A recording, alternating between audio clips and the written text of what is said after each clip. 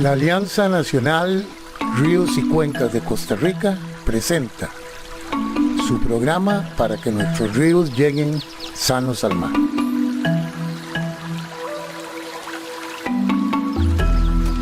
Muy buenos días y muy bienvenidos a una nueva edición de nuestro programa para que nuestros ríos lleguen sanos al mar. Programa de la Alianza Nacional Ríos y Cuencas de Costa Rica, que llega a todos ustedes los sábados a través de Radio Actual 107.1 FM y también por las páginas de Facebook de la Alianza y de la radioemisora.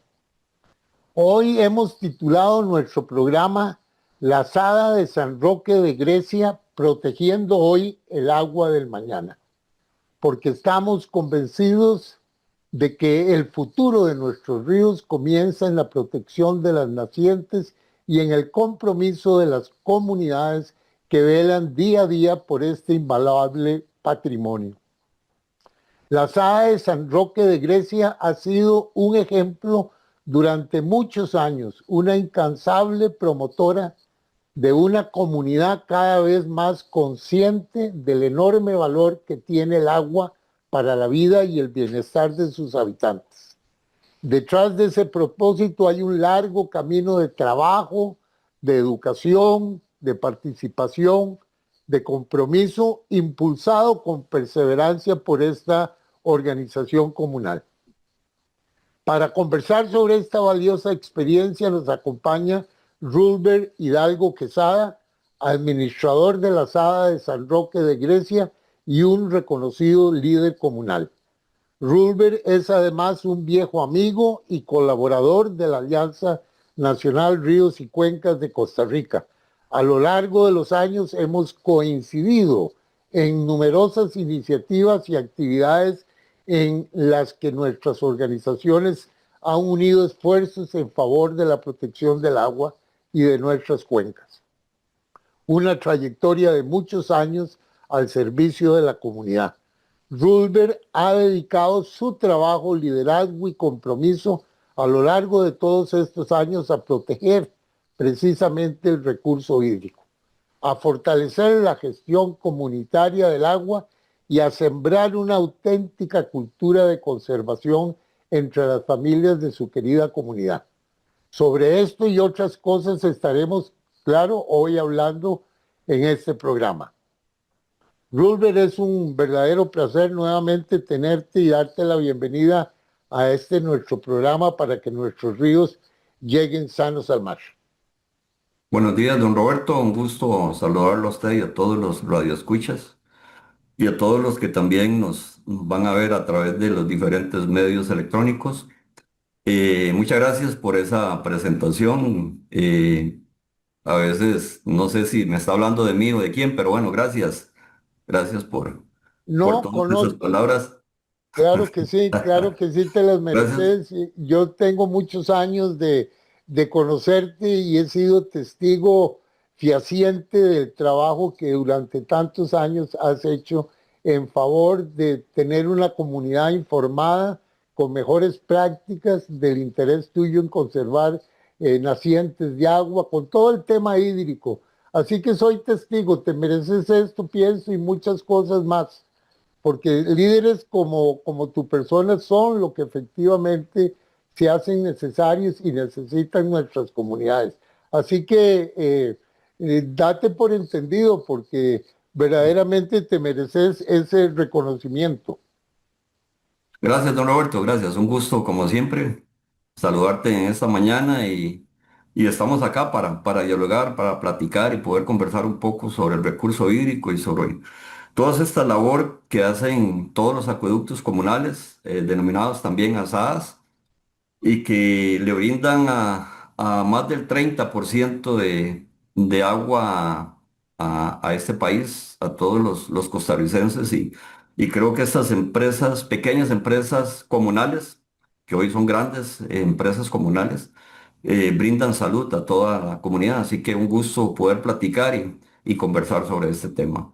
Bueno, siempre me gusta preguntarle al invitado que nos cuente más de su persona, para que quienes te están escuchando y te están viendo el día de hoy puedan tener una imagen tuya, que nos contes un poco sobre vos y cómo es que te llega ese ángel, digo yo, de querer cuidar el agua y proteger el recurso hídrico en la comunidad. ¿Cómo nace eso en tu persona, Rubén? Sí, don Roberto, gracias. Bueno, yo vengo de una familia de 10 hijos, una familia de campesina totalmente igual, con todas las carencias del momento, con todas las situaciones que se daban antes en la parte rural de Costa Rica. Y de ahí, pues, Dios y mis papás me permitieron estudiar. En realidad yo estoy acá cuando mi carrera es educación física. A veces digo que soy como un híbrido. Estoy acá y lo que estudié fue educación física, pero bueno, aquí estamos. Esto me encantó, me motivó y aquí me quedé laborando. He ido preparándome, sacando algunos cursos y preparándome un poco más en fontanería y en otros aspectos que tienen que ver con la administración de asadas o de acueductos.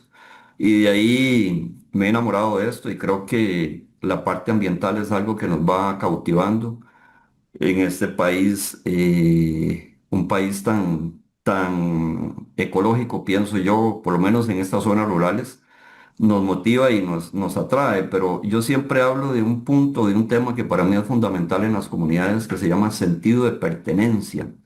Este tipo de organizaciones, como lo son las asadas o los acueductos rurales, tienen un sentido de pertenencia hacia las comunidades. Nacen para suplir una necesidad de una comunidad, porque si nos remontamos un poco atrás, estos pueblos eran abastecidos a través de acequias, creo que ya se lo habíamos conversado en algún momento y eran acequias que servían de abrevadero, para ganado, para lavar ropa, para bañarse, para cocinar.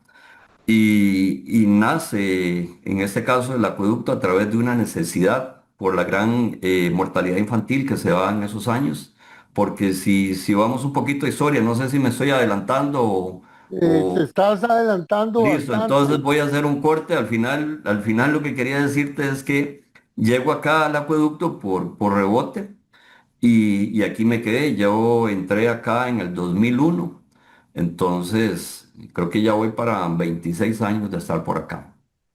Ujú. No sé si compartís conmigo que Grecia es uno de los cantones más interesantes de Costa Rica cuando hablamos del agua.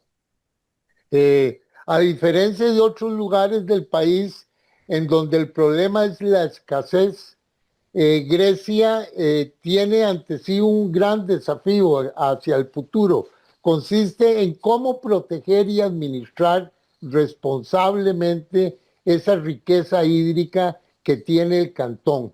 Leía una investigación de la UNED sobre el cantón de Grecia, particularmente del río Poró y de la reserva forestal, y efectivamente, estos son índices claros de que Grecia disfruta de cantidad de agua. Y entonces me gustaría a mí preguntarte, ¿estás de acuerdo con esa visión del recurso hídrico en el cantón de Grecia? En parte sí, en parte no, y ya te explico por qué. Ok, Grecia tiene fuentes sumamente importantes, por ejemplo, la Melia y el Patal, que abastecen a Grecia, a la municipalidad de Grecia. Una produce 180 litros por segundo, la otra creo que son 270 litros por segundo. Están los chorros, que lo que he leído produce como 800 y un poco de litros por segundo. Está Puente de Piedra, que tiene una fuente bastante grande. Entendía que andaba como con 600 litros por segundo. Pero en la parte alta, en el caso de San Roque, San Isidro, Calle Rodríguez, San Luis, Los Ángeles, San Juan y otros acueductos que estamos en la parte alta, las fuentes son muy limitadas. O sea, son fuentes que producen en la época de estiaje, que es la época donde se da la menor producción de fuentes. algunas 5 litros por segundo, otras 2 litros por segundo, algunas dan menos. Entonces tenemos como dos pueblos o dos unidades en este campo de recurso, donde tenemos fuentes con muchísima producción y fuentes con poca producción. En algunos casos, inclusive, ya hay acueductos que han tenido que racionar porque sus fuentes, la producción es menor a lo que consume la población, entonces no abastece, entonces hay que comenzar a racionar. Entonces, es cierto por un lado, pero también en la parte alta, sobre todo en la parte de la reserva forestal, que es bueno también decir, en base a un estudio que hizo la Universidad de Costa Rica, se dice que la Reserva Forestal de Grecia, que era un área de más de como 2.200 hectáreas, creo que ahora anda como por 2.000, es la parte donde se da la mayor infiltración de los acueductos de esta zona. Eh, y es una parte donde hay muchas fuentes de acueductos, pero su producción no es tantos, es menos la producción de esas fuentes, por lo tanto a veces el suministro se hace un poco difícil. Ajá, y sabiendo que hay muchos ríos y quebradas en el área de Grecia, eh, ¿cuál es la calidad de estos cuerpos de agua? ¿Tenés alguna fotografía mental de lo que es la calidad del agua del cantón? Bueno, sí tengo varias, por ejemplo, el río Chahuite, que era un transepto que teníamos nosotros acá en el observatorio. Hay muchas casas dentro de las zonas de protección de los ríos, que eso se sigue dando. Se ha tratado de ir corrigiendo, pero es un tanto difícil, ¿verdad? Mucha gente construye dentro de los 10 metros que establece la ley forestal y todas esas aguas van directo a los ríos. Hay un río que ha sido un río insignia acá en Grecia y que ha llevado mucha lucha, que es el río Agualote, que es un río al cual se le han descargado muchísima cantidad de aguas residuales y aguas industriales. Por acá tenemos la Cooperativa Victoria. Si bien es cierto creo que es importante reconocer que la Cooperativa Victoria ha hecho un esfuerzo grande para minimizar esas descargas, lanzando con bombas el tipo de aguas que hay en las lagunas de sedimentación, las lanzan hacia los cañales para evitar esa contaminación. En algún momento, por algún asunto normal, tal vez la laguna comienza a escurrir hacia el río, inmediatamente se llama y ellos generalmente acuden y solventan ese problema. Pero sí hay mucha cantidad de casas que están alrededor de ese río. Y desde luego, ya los que estamos sentados en años sabemos que cuando estábamos muy pequeñitos disfrutábamos de los ríos, de las pozas, de toda la cantidad de macroinvertebrados que habían, los famosos solominas, los peces barbudos que aún, pero era algo muy diferente a lo que tenemos hoy. Desde luego la densidad poblacional era menor, pero yo creo que se ha hecho un gran esfuerzo. Falta aplicar un poco más la ley forestal, motivar un poco más a los agricultores a que destinen esa franja de 10 metros. Bueno, 10 metros digo yo acá en Grecia, en otros lugares son 15, dependiendo de la topografía pueden ser 50, pero para que se destine a la protección y conservación, porque los ríos también tienen un papel fundamental que son corredores biológicos, el traslado de las especies de un lugar a otro que es de suma importancia. Y creo que eso, el darle esa cobertura boscosa a los ríos, nos permite también tener toda esa biodiversidad, perdón, en fauna y en flora, ¿verdad? Que es importante. Me gustaría que nos conversaras un poco más sobre el tema de las zonas de recarga y las nacientes. ¿En qué situación se encuentra el cantón? ¿Crees que el cantón, sus órganos oficiales, la municipalidad, los ciudadanos como tales, las distintas comunidades, están trabajando en estos dos temas, en nacientes y áreas de recarga? Bueno, ahí hay un tema importante. En este caso intervienen dos leyes. Tenemos la ley forestal, que es de 1996. Si la mente no me falla, me parece que es de agosto del 96. La ley forestal dice que toda fuente permanente debe tener una cobertura de 100 metros de radio. ¿Ok? Dentro de esos 100 metros de radio no se permite hacer absolutamente nada. Luego tenemos la ley de aguas 276, que esa es de 1942, creo que es de febrero, pero bueno, 1942. Y esa ley dice que toda fuente permanente que es utilizada para consumo humano debe tener una zona de protección de 200 metros de radio. Por lo menos en el Cantón de Grecia nunca se cumplía con la ley de aguas. Hasta el año 2023 se ha empezado a, a cumplir, tal vez a por lo menos revisar todas esas propiedades que están dentro de esos 100 metros la ley de aguas, ¿verdad? Porque vamos a hablar, voy a dejar por fuera la ley forestal porque ya se sabe que dentro de los 100 metros no se permite hacer absolutamente nada, ni cortar árboles, ni nada. Pero hablemos de los 100 metros para completar los 200. Ahí ya funciona diferente, ¿verdad? Entonces la municipalidad está utilizando algunos valores para poder determinar si esa propiedad eventualmente podría contaminar la fuente. Y hay otros aspectos que se toman en cuenta como topografía y otras cosas. Además, existe que se puede hacer un estudio hidrogeológico con tránsito de contaminantes para determinar cuál es el tiempo en que un agente patógeno podría llegar de un punto X a la fuente. Entonces, todo eso sí lo está utilizando la Municipalidad de Grecia y se están usando algunos valores y parámetros para poder cumplir con eso. Y ahora Grecia es un cantón que nos está llevando a un punto, yo pienso que es un punto muy difícil para todas las asadas, pero bueno, no me quiero adelantar porque me imagino que también usted tiene por ahí una pregunta sobre ese tema y el cual pues lo conversamos ahorita. Es el que seguía. Quisiera que nos contés cómo visualizás vos el papel de las asadas, ya que has estado involucrado en esto directamente por muchos años. ¿Cómo es su papel? ¿Qué debería hacerse para mejorar el trabajo de las asadas y que éstas logren cumplir con sus objetivos? Ok, ahí voy a tratar de trasladarme un poquito atrás en el tiempo.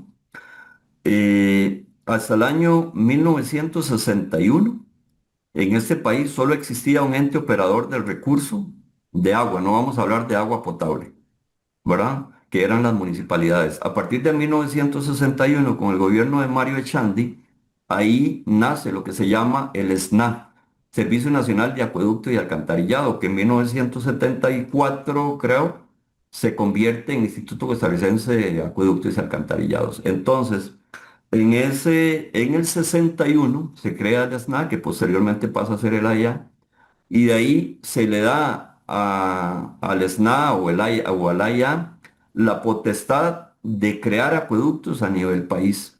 Ya para 1965 se crean los primeros acueductos comunales a nivel país, ¿verdad?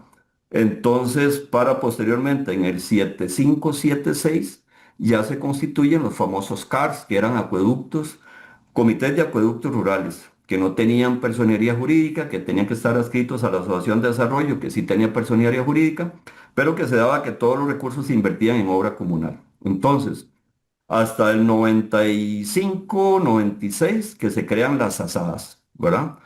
Ahí, este tipo de organizaciones comienzan a tener un papel importante en las comunidades, porque comienzan a brindarles salud a las comunidades y comienzan a generar recursos. Eh, lo que yo creo y siento desde que yo ingresé acá, 2001 a la fecha, es que existe mucha presión sobre la parte comunal. Y ya te explico. Por ejemplo, eh, las juntas directivas son personas, por ejemplo, voy a hablar nada más en el caso del acueducto de San Roque, porque generalmente no, el reglamento lo permite cobrar dietas hasta un máximo de 40.000 colones por miembro por cada acueducto. En este caso, si son 7 miembros de junta directiva más el fiscal, son 8. Entonces ya estaríamos hablando que serían casi 4 millones de colones por año que tendría que pagar una asada en cuanto a dietas. En el caso del acueducto de San Roque, ninguno cobra dieta, todos lo hacen totalmente honoren, pero existe mucha presión sobre este tipo de organizaciones y sobre todo esta voluntariado, ¿verdad? El presidente es el apoderado generalísimo sin límite de suma y responde con su capital por alguna cosa que pueda pasar. Entonces, a veces la gente dice, ok, yo trabajo por mi comunidad y a veces trabajar para las comunidades no deja de ser ingrato. Hay gente de asociaciones de desarrollo que sufre mucho, todo el mundo quiere pedir, todo el mundo quiere que hagan, pero al final nadie quiere respaldar y nadie quiere hacer. Las organizaciones, digamos, el AYA, la ARECEP, a veces solicitan o piden muchas cosas que la mayoría de pueblos que son todavía muy rurales no tienen esa capacidad intelectual para poder estar al frente de una organización que le permita salir con todos los requisitos que están solicitando. Ahora la ARCEP tiene un sello regulatorio de calidad que hay que cumplir con una serie de requisitos para poder optar con las tarifas que le permitan a ese tipo de organizaciones de contar con el dinero suficiente para hacer las inversiones. La gran mayoría de acueductos fueron construidos, los más recientes, en los años 90, con tuberías ya obsoletas, con espesores que ya no cumplen con las normas, con diámetros que ya no cumplen con las normas. Ingresó también la parte de hidrantes, que son tuberías que tienen que cumplir con una norma. Ya ahora empezaron con 4, ahora es en 6 pulgadas y la gran cantidad de acueductos no reúne esas capacidades. ¿De dónde se sacan esos fondos? Bueno, con la prestación del servicio de agua potable, ¿verdad? Entonces, las presiones que se están dando ahora, no sé hacia dónde vamos, no sé si vamos hacia algún otro tipo de o figura de administración de acueductos, que no lo quiero decir acá, pero no, yo siento que no hay buenos augurios para la parte comunal, por lo menos en la parte de asadas. Ya la gente no quiere involucrarse. Tenemos tal vez alguno de los puntos que se habla mucho es por qué la juventud no se involucra en ese tipo de organizaciones para formar parte de juntas directivas, pero tenemos una juventud que está en producción, que está estudiando, algunos se casan, compran casas, requieren ir haciendo todo su capital, por lo tanto no tienen tiempo. Y las personas que se pensionan tienen tanto tiempo que requieren involucrarse en este tipo de comunidades, de actividades comunales, y entonces de ahí que tenemos mucha gente ya longeva en ese tipo de organizaciones y poca gente joven. Pero no es porque los viejos no quieran dar campo, es que hay una transición que no se ha dado y que no sé si se irá a dar, más los requisitos que se piden para ser miembro de una asociación, ¿verdad? Que el hecho de que yo sea un abonado de mi acueducto no significa que yo soy un afiliado, porque en este país la afiliación es voluntaria. Está explícita en la Constitución Política, creo que en el artículo 50, y dice que como la afiliación es voluntaria, yo tengo que solicitar la afiliación, en este caso a junta directiva, para poder ser parte de miembro o ser miembro del acueducto. Entonces hay que cumplir con unos requisitos previos. Entonces no es tan sencillo, es un tema que se las trae. Entre los temas grandes que enfrenta en estos momentos Grecia es el tema de la agricultura y la calidad del agua. Grecia, pues en Grecia se produce café, caña, hortalizas, ganadería en algunos lugares y todo esto acarrea obviamente problemas de fertilizantes, plaguicidas, manejo del suelo, erosión, etcétera.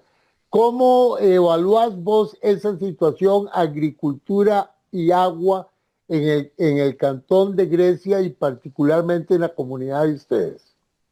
Eso es un súper tema, don Roberto, que Eh, me acuerdo, no estaba acá, pero sí, sí he escuchado las anécdotas de miembros de junta directiva anteriores, donde el acueducto tomaba el agua, era una finca cafetalera, y el señor que utilizaba el herbicida, que utilizaba el fertilizante, que utilizaba la bomba de espalda para poder atomizar el café, la enjuagaba en la misma agua que la comunidad tomaba. Y eso era normal, era normal. Entonces, primero, yo creo que ya te voy a dar la respuesta, solo quiero ampliar un poco más el tema. Para mí lo primero y lo más importante es que los acueductos, que las juntas directivas adquieran los terrenos donde se ubican sus fuentes. O sea, usted tiene que invertir en los terrenos donde están sus fuentes porque es su materia prima, ¿verdad? En el caso de San Roque, ha comprado todos los terrenos donde están las fuentes. En este momento, ahí tenemos 7 fuentes en el sistema principal y ahí ya hay casi 13 hectáreas de bosque.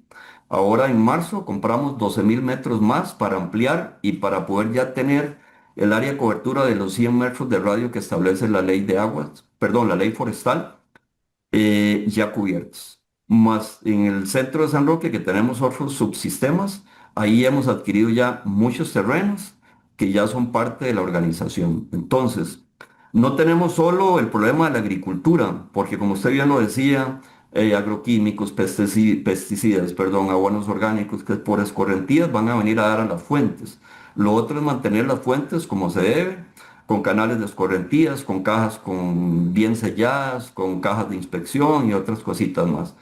Pero bueno, lo más agravante que está pasando en Grecia es que más bien ahora la agricultura se está dejando de lado y esos terrenos que teníamos para agricultura han ido cambiando ya. De eh, manos y de futuro. sí, yo no sé si usted tiene alguna pregunta sobre Tengo eso la para no adelantar. pregunta, tengo la pregunta inmobiliaria del gran crecimiento que Listo. experimenta en estos momentos Grecia como cantón, zonas francas, etcétera. Y esto es un cambio total. Y entonces la pregunta mía iría nuevamente relacionada con el agua. ¿Qué afectación sentís se está dando en el Cantón de Grecia a raíz de este crecimiento inmobiliario y urbano? Porque esto tiene pues grandes implicaciones en el manejo y administración del agua. Ok. ¿Crees que los griegos están conscientes de las limitaciones a que están expuestos si quieren mantener esa salud que estamos conversando en la comunidad? Hay dos temas importantes. Volvamos a la agricultura. Bueno, yo vengo de una familia totalmente agrícola. Tenía que ayudarle a mi papá en la parte de café, los atomizos, regar abonos, la poda, la deshija, la despunta, toda esta parte. Y, y antes, y ahí mi papá pues sacó la familia adelante, construyó una casa nueva con los dineros del café. Hoy en día usted no lo puede hacer. Y lo que tenía era poquito terreno. Hoy en día eso no deja, da pérdida, los insumos están por las nubes, agroquímicos por las nubes, todo, o sea, ¿y qué es lo que está optando la gente? Está optando por vender esos terrenos. Entonces viene un desarrollador, le dice el señor, ok, te lo compro, te doy tanto y vengo a desarrollar. Pero ahí es donde se desencadena toda esta maraña que a veces no se está tomando en cuenta. Anteriormente hablábamos de fuentes con mucha producción y fuentes con poca producción. Entonces, hay una frase que usamos mucho en las asadas que se llama balance hídrico. Balance hídrico es la división, o no sé, o la sumatoria o el contraste entre lo que produce una fuente y lo que consume la comunidad. Entonces, ejemplo, si tenemos una fuente que produce 10 litros por segundo y la comunidad está consumiendo 5 litros por segundo, decimos que tenemos un balance hídrico positivo, o sea, tenemos todavía agua a favor para poder expandernos o desarrollarnos. Y un balance hídrico negativo es si tenemos una fuente que produce 10 litros por segundo, pero la comunidad está consumiendo 12 litros por segundo. Ahí ya tenemos un balance hídrico negativo, por lo tanto no podemos expandernos más. Y hay otras dos frases o dos palabras que utilizamos que se llama crecimiento vegetativo, ¿verdad? Y el crecimiento de desarrollo inmobiliario. El crecimiento vegetativo es el crecimiento normal de las comunidades, donde papá y mamá se casaron, tuvieron 2 hijos, los 2 hijos se casaron, hicieron una casita y eso va a 5 casas, 10 casas por año. pero viene un desarrollo y te construye 50 casas de una vez de golpe.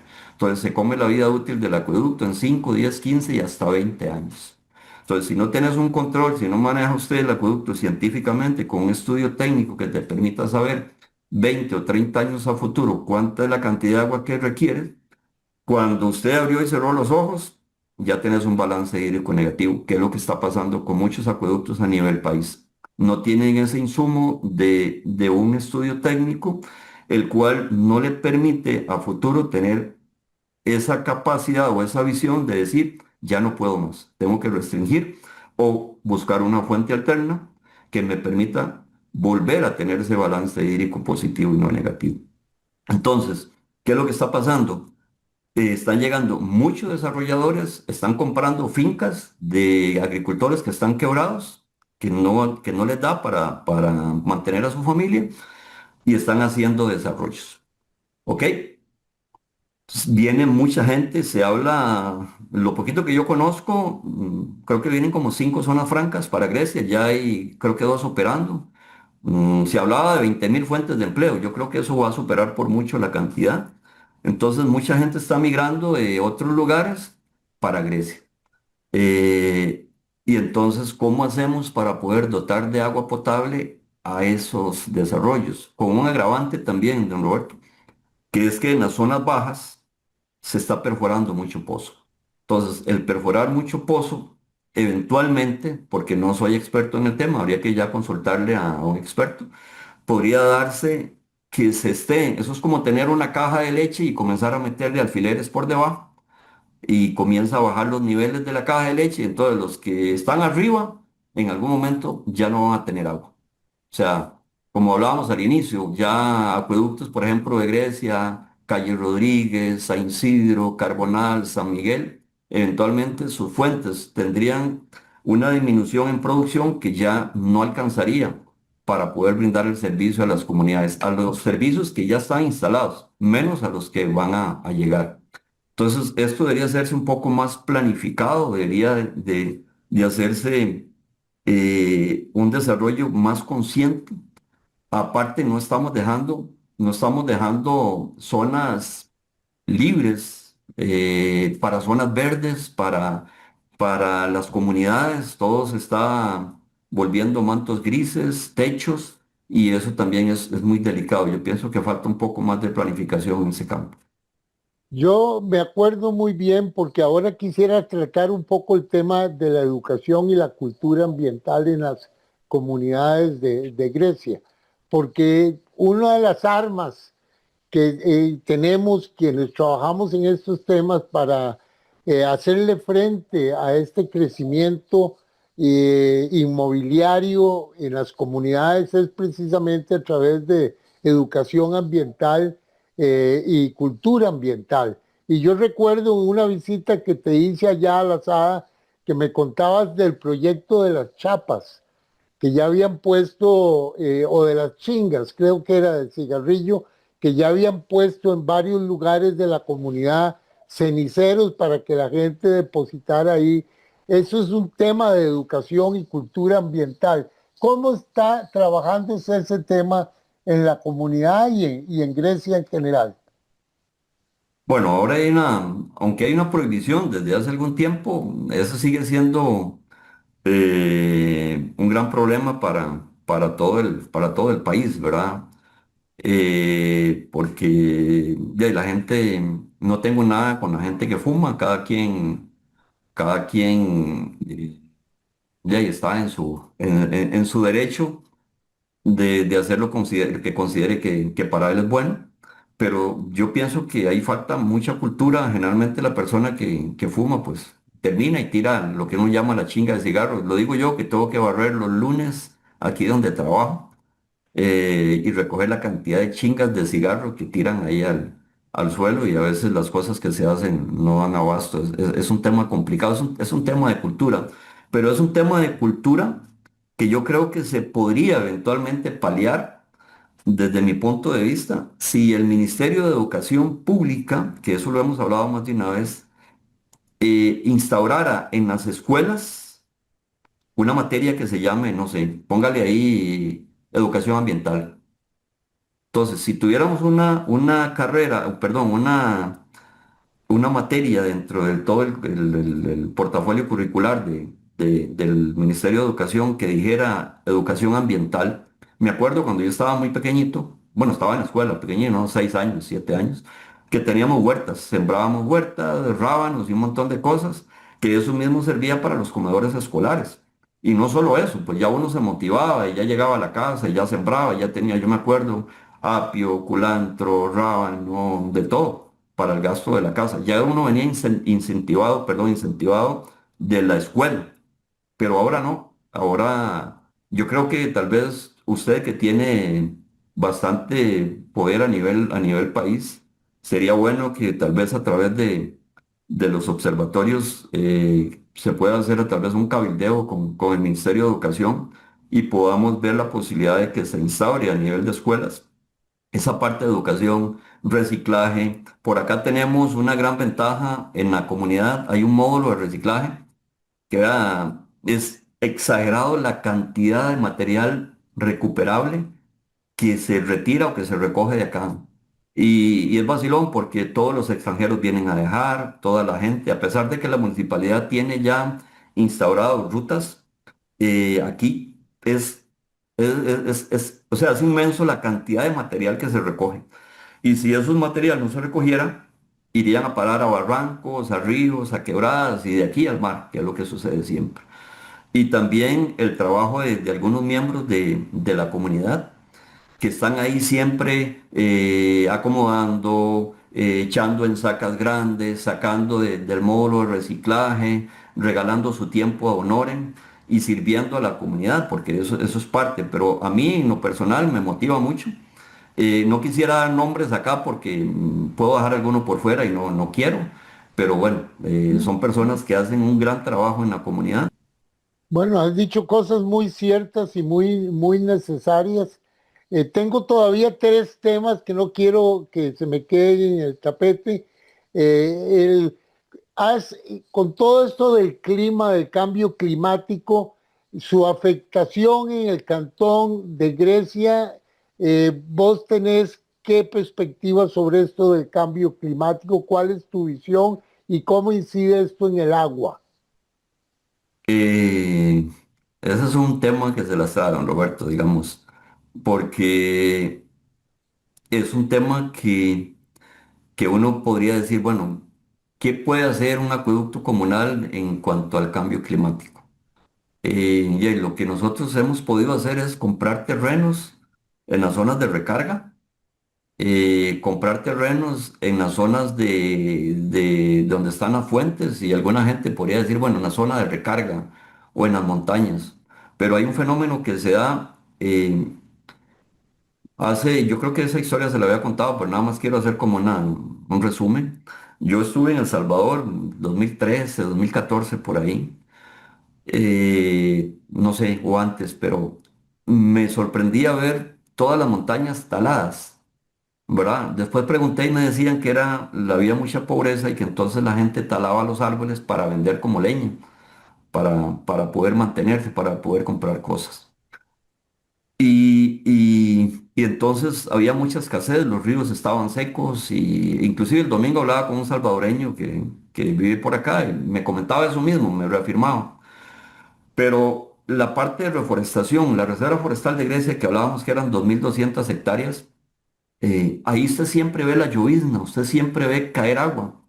Y es porque la misma montaña hace como un sitio fresco donde las nubes vienen y las atrapan. Y entonces ahí comienza a caer el agua. Y yo no sé, a veces, ese es un tema que a veces uno hasta no duerme pensando qué vamos a hacer. O sea, qué vamos a hacer contra el cambio climático. ¿Qué vamos a hacer cuando tienes 2040 abonados que ya están instalados? Abonados, multiplique eso por 4 para tener un promedio. O sea, ya 8.000 personas que dependen del abastecimiento de agua potable, en este caso del acueducto de San Roque. ¿Qué vamos a hacer? O sea, ¿cómo vamos a luchar contra eso? Eh, ¿Qué nos queda? Bueno, buscar fuentes alternas, donde no tenemos manantiales, no tenemos, o sea, hay aguas superficiales tal vez, un riachuelo, pero dependemos también de la producción. ¿Qué nos queda? Perforar. Bueno, pues, ¿qué tanto nos van a durar los mantos acuíferos para perforar? Pensando solo el acueducto, bueno, todos los acueductos a nivel nacional, municipalidad, allá. Entonces, es un tema que se las trae y es un tema país que debemos de comenzar a ver qué vamos haciendo. Yo en realidad no sé, no tengo respuesta a eso. Lo que te digo es lo que hemos tratado de hacer, es lo que está a nuestro alcance, pero no es un tema tan sencillo, don Roberto. Ajá.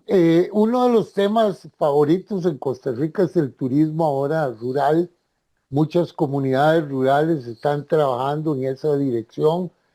Costa Rica es un país muy bello, Grecia es un lugar muy lindo. ¿Cómo afecta esto relacionado nuevamente con el agua?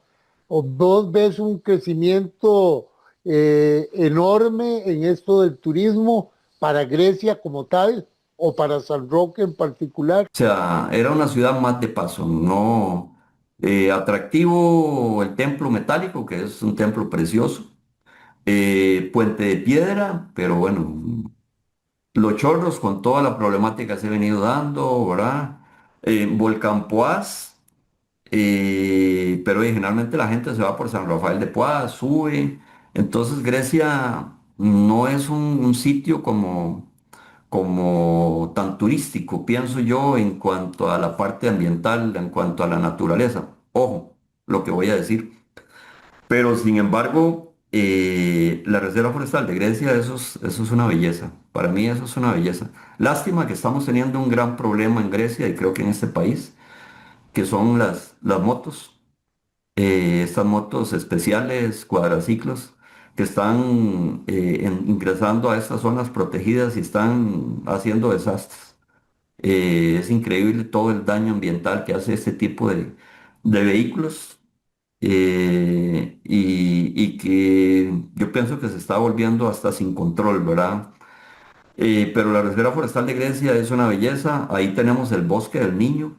Yo creo que el Bosque del Niño le falta como un poquito más de atractivos, ¿verdad? Es complicado el tema porque ellos en teoría deberían de estar dándole custodia, vigilancia a toda la Reserva Forestal, pero es mucha área. Deberían de hacerse otros pequeños bosques del niño en otros sitios donde podamos tener más guardas forestales y que puedan proteger. Pero quiero contar esta historia rápida. Hay gente que nace y muere y no sabe cómo se capta, cómo se potabiliza y cómo se conduce el agua a las casas. Y esta historia nos pasó hace 3 años. Llevamos un grupo de alumnos de escuela. Resulta que el señor de la buceta viene y se mete en el grupo, entonces vamos abriendo las cajas de donde nace el agua, explicándole a los niños cómo nace, lo de la cobertura, que antes era café, qué pasaba. Y resulta que quien más preguntaba era el señor de la buceta. Y al final nos dice, no puede ser que yo con 76 años de vida, hasta ahora sé cómo se capta, de dónde nace y todo el proceso que requiere para que yo pueda abrir el agua, la llave o el grifo en mi casa y tener agua. Dice, esto no puede ser que yo hasta ahora me venga a dar cuenta. Y eso nos sucede a, no sé, digamos del 100% de la población a un 80-90% de la población no conoce el tema. Y Grecia tiene lugares hermosos, lo que pasa es que las fuentes deberían de ser un poco más protegidas, pero lugares hermosos y el poder enseñarle a las personas realmente todo lo que tiene que hacer, porque a veces la gente no se imagina, la gente cree que es abrir el grifo de la casa y ya el agua sale. Hay que buscar la fuente, hay que comprar la propiedad, hay que hacer la captación, hay que trasladarla, hay que potabilizar el agua, porque en este país hay que potabilizar el agua para consumo humano. Todo lo que llevan, válvulas, macromedición, todo eso. Tanques de almacenamiento que ahora cuestan muchos millones de colones, mantenimiento, todo eso para que usted pueda tener agua en calidad, cantidad, continuidad y al costo en su casa. O sea, es un proceso grande. Y el otro punto que es sumamente importante, que no quiero dejar pasar, es el poco valor que se le da al agua. O sea, aquí todo el mundo paga su celular, número uno, no me pueden cortar el celular, el internet, la electricidad y todo lo demás. Y el agua, si me queda plata, pago el agua. Y yo siempre lo he dicho y lo vuelvo a recalcar acá, la caja debería de pagarle a los acueductos comunales millones de millones de millones por todo el trabajo que se hace, porque hoy usted no escucha en la caja brote de diarrea, brote de vómito por agua contaminada. Todos los acueductos están tratando de dar un servicio óptimo de calidad y eso que evita que la caja tenga que invertir en medicamentos, en atención a las comunidades, porque los acueductos se han organizado y están invirtiendo muchos millones de colones para darles salud y bienestar a sus comunidades, que se reflejan al final en una reducción de la caja, digamos, por no estar atendiendo ese tipo de problemas que se dan muy a menudo antes. Entonces también es importante reconocerle a estas, yo siempre le digo, pequeñas, grandes empresas comunales.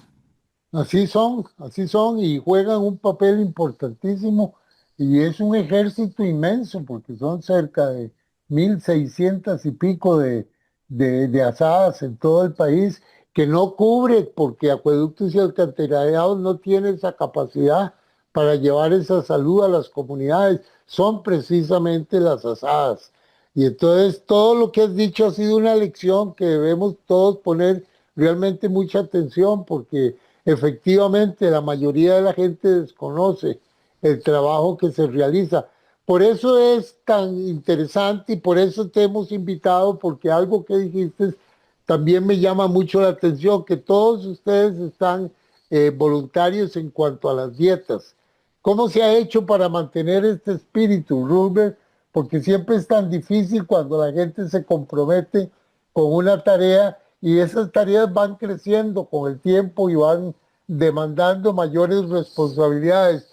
¿Cómo se ha logrado ese consenso y ese voluntariado en en la sala de San Roque? Las personas que llegan a formar la junta directiva en este caso del acueducto, son personas que tienen un arraigo comunal, un sentido de pertenencia tal que ellos dicen, no, yo vengo y trabajo gratis por mi comunidad, yo no quiero que me paguen. Y el día que a mí, porque así lo han dicho, el día que a mí me paguen o me obliguen, me voy. Porque yo vengo a trabajar de gratis, vengo a dar mi servicio, mi granito de arena gratis.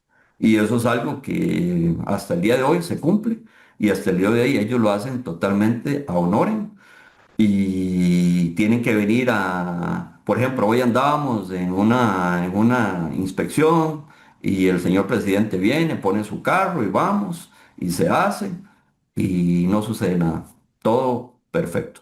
Entonces yo creo que ese sentido de pertenencia y ese arraigo comunal hace que las personas quieran brindar a la comunidad. ¿Por qué? Porque no solo estamos hablando aquí nada más de acueducto, pero tenemos que también hay que visualizarlos, un comité comunal de deportes que están dándole mantenimiento a la cancha de fútbol, al gimnasio, para que los jóvenes estén. Tenemos la Asociación de Desarrollo haciendo infraestructura en las comunidades y trabajan también de forma honoren, ¿verdad? Y yo los veo aquí a ellos, van y vienen y, por ejemplo, acá hay la presidenta y vicepresidenta, desde luego, bueno, presidente y vicepresidente, no sé cómo se dice, a veces me enredo, pero son dos mujeres y ellas tienen sus quehaceres, sus hijos. Y vienen y trabajan, y usted las ve trabajando, las ve aquí, las ve hablando, las ve haciendo cosas, y dice uno, qué arraigo comunal, qué sentido de pertenencia de la comunidad para estar, más todo el resto de compañeros. Entonces, eso, sentido de pertenencia para mí es una palabra que hoy en día se está perdiendo en muchas comunidades y que debería de mantenerse para seguir luchando y dando lo mejor de cada uno sin esperar nada a cambio. Ahora, esto me lleva a preguntarte la penúltima pregunta que tenía, que es, ¿cuál ha sido la respuesta de la comunidad? Eh, ¿Sentís que la comunidad está comprometida, que está trabajando por ese bienestar que se está tratando de establecer a través de particularmente la SAA y en el tema hídrico? ¿Y cuál ha sido el papel municipal en todo este trabajo? Ok, ese es un buen tema y le voy a explicar por qué. Se hizo un estudio con, pucha, siempre se me enreda, El CATIE, no, el que está, se me va. Ahorita me acuerdo de la organización. Ellos hicieron un estudio. ¿Qué opinaba la comunidad del acueducto? Entonces fueron casa por casa, hicieron un muestreo y comenzaron a preguntarle a la persona, ¿qué opina usted del acueducto? ¿Por qué usted no participa, digamos, en junta directiva? En el sentido, ¿por qué no? Y entonces la respuesta al final es que la comunidad está tan satisfecha con el manejo que está haciendo la junta directiva del acueducto en la organización, que ellos dicen, ¿para qué vamos a nosotros a ingresar si ellos están haciendo el trabajo bien? Si lo estuvieran haciendo mal, uno lo diría, pero lo están haciendo bien. Entonces, esa confianza que generan los miembros de junta directiva hacia la comunidad creo que es recíproca. Igual la comunidad confía en ellos. Entonces, esa parte es muy importante y por ahí se hizo el estudio con esta, siempre se me enreda, no sé, es que el Cati y la otra, creo que era el Cati, Ajá. que hicieron ese trabajo. Y luego con la municipalidad hemos trabajado bien. Yo creo que la municipalidad nos está ayudando y nos está colaborando en muchos aspectos, ¿verdad?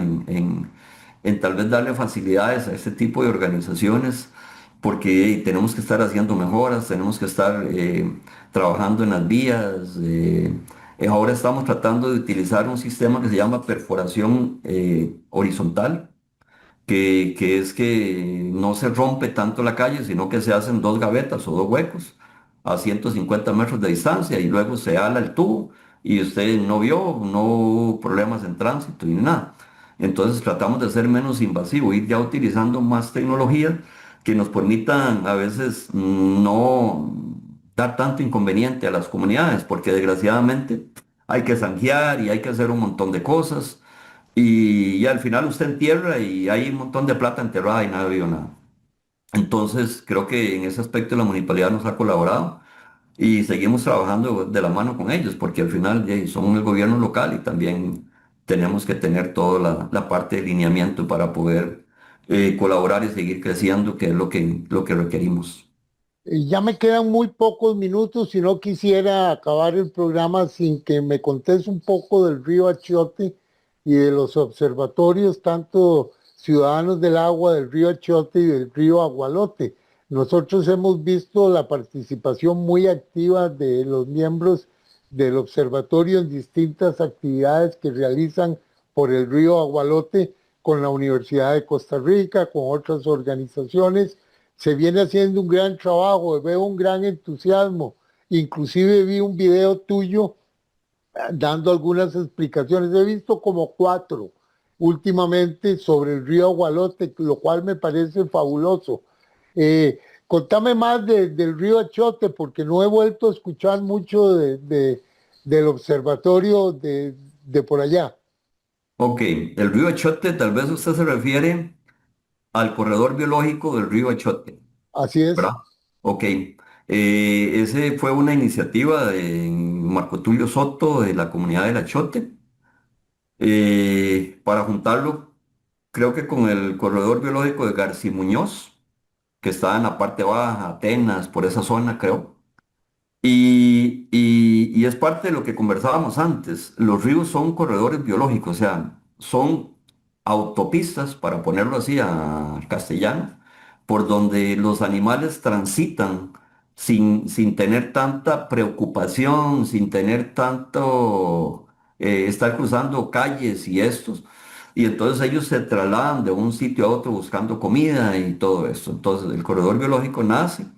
eh, Lleva mucho trabajo, soy consciente y testigo de eso. Acá se participó en muchas reuniones hasta que ya se pudo ya gestionar y está activo. Hay algo que también usted es testigo directo de eso. Creo que la pandemia vino a mermar un poco muchas circunstancias que se daban, ¿verdad? Hubo un cambio de vida y un estilo de vida diferente. Mucha gente se retiró, mucha gente comenzó a pensar un poco más en sí y ha ido costando un poco volver a retomar todos los esfuerzos. Con relación al río Agualote, como usted dice, vino sangre nueva, don César, el profe que yo le digo. que ha retomado la parte del río Agualote, ahora se hizo la limpieza. Yo había sugerido en algún momento, o por lo menos habíamos sugerido, que trasladáramos las fechas de limpieza del río Agualote porque siempre se hacían en noviembre, pero teníamos caudales muy altos del río. Entonces era incómodo ingresar y poder sacar algún tipo de llanta o algo que se diera y que deberíamos de trasladarlo para marzo o abril antes de que empezaran las lluvias y que bajara alguna crecida del río y sacar todo el material que había y evitar que ese material por arrastre fuera a dar a otros ríos porque, bueno, va a sus afluentes y desde luego llegar al mar. Entonces este año se cambió la fecha, se hizo en abril, creo. El tiempo pasa tan rápido que se me olvida. Y ahí estuvimos participando, sacamos mucho material, el acueducto siempre participa con sus vehículos, con todo el personal, vamos, trabajamos, sacamos, y este año hubo mucha participación. Este año en realidad me sorprendió a mí porque había muchísima gente. Panduit es una empresa que tiene una responsabilidad social empresarial y tiene mucho voluntariado, bueno, miembros de ellos, y este año aportaron muchísimo voluntariado. Eh, Ahora las empresas francas también están haciendo responsabilidad social empresarial y por ahí estamos tratando de gestionar con ellos algunas cositas que tal vez puedan, tal vez no, la idea es que sea beneficioso para el acueducto y también para todo el cantón de Grecia, ¿verdad? Porque al final todo lo que hagamos en conservación, en protección, al final es en beneficio para el cantón. Entonces, seguimos trabajando y seguimos, tal vez desde otra trinchera, ahora seguir trabajando y seguir apoyando a estos grupos para ir logrando los objetivos. Y hoy ya se ve un río Agualote más sano, como yo le decía, un río Agualote ya que ya no llega ese olor, que ya no se ve esa espuma, que no se ve esas cosas que antes se veían. Y que todo mundo, porque yo soy consciente, a mí me llama mucho, vea, le está pasando tal cosa. Entonces hay que ir a revisar a ver qué es lo que está pasando. Entonces ya uno se comunica y ya ve lo que ve las cosas. Pero bueno, creo que ha sido importante y esta sangre nueva que ha llegado a la Universidad de Costa Rica le ha dado un auge inmenso a la protección y conservación de los observatorios. Excelente. Bueno, se nos agotó el tiempo, pero te voy a regalar un minuto, Rubber, para que nos dejes una reflexión final que nos podamos llevar todos a nuestras casas este fin de semana. Así que te regalo ese minuto muy estricto para que nos dejes alguna reflexión. Ok, yo diría que le demos el valor que el agua requiere, que le demos el valor que el agua tiene, que sepamos utilizar el agua, ¿verdad? Que podamos tener esa conciencia ambiental y que sobre todo se lo transmitamos a nuestros hijos, ¿verdad? Para que, como dice el lema de que el acueducto tiene, trabajamos para las actuales y futuras generaciones. Entonces, que este legado que nos han dado nuestros ancestros pueda transmitirse para las actuales y futuras generaciones, que es el recurso hídrico en cantidad, calidad, continuidad y sobre todo al costo, a un precio justo, que es lo que buscamos en este tipo de organizaciones. Bueno, muchísimas gracias, Rubber, por acompañarnos en el programa de este sábado. Ha sido una reflexión profunda con vos sobre San Roque y sobre el Cantón de Grecia. Creo que hay una frase tuya que me llega profundamente y es ese sentido de pertenencia que has mencionado a lo largo del programa, la importancia de hacer suyo el territorio, las personas y hacer ese voluntariado y ese compromiso con la comunidad en pro de la conservación de los recursos naturales y sobre todo del recurso hídrico. Te agradecemos mucho tu presencia de parte de todos acá en Alianza y los invito para que el próximo sábado nos vuelvan a acompañar a la misma hora, 11 de la mañana. Muchísimas gracias, Rubert. Gracias a ustedes. Un gusto. Gracias. Gracias.